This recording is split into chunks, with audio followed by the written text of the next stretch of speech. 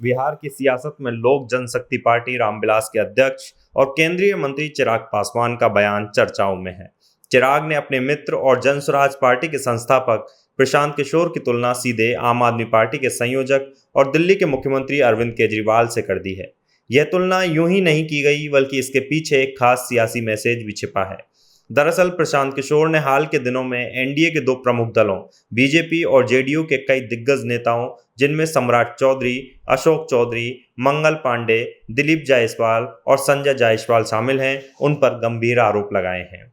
इन आरोपों को लेकर चिराग पासवान ने कहा कि यह तरीका बिल्कुल वही है जो कभी दिल्ली की राजनीति में देखने को मिला था।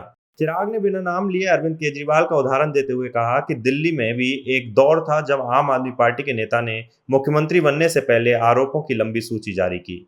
उस समय लोगों में ये उम्मीद जगी थी कि भ्रष्टाचार के खिलाफ निर्णायक लड़ाई लड़ी जाएगी, लेकिन सत्ता में आने के बाद वही नेता चुप्पी साध गए और कार्यवाही का वादा अधूरा रह गया।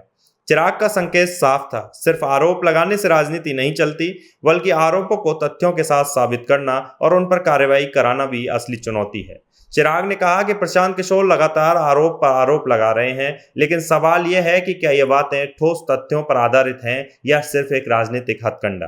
चिराग ने यह भी कहा कि जिन नेताओं पर आरोप लगाए गए हैं वे स्वयं इसका पक्ष रखने में सक्षम हैं।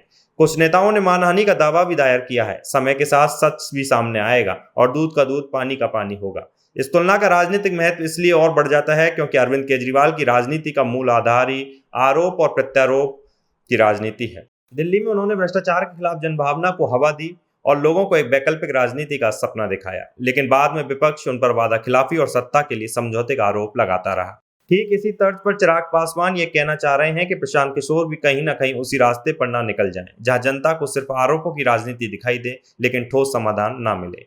आप भी अपनी राय कमेंट में लिखें, वीडियो को लाइक करें, शेयर करें और चैनल को सब्सक्राइब करें।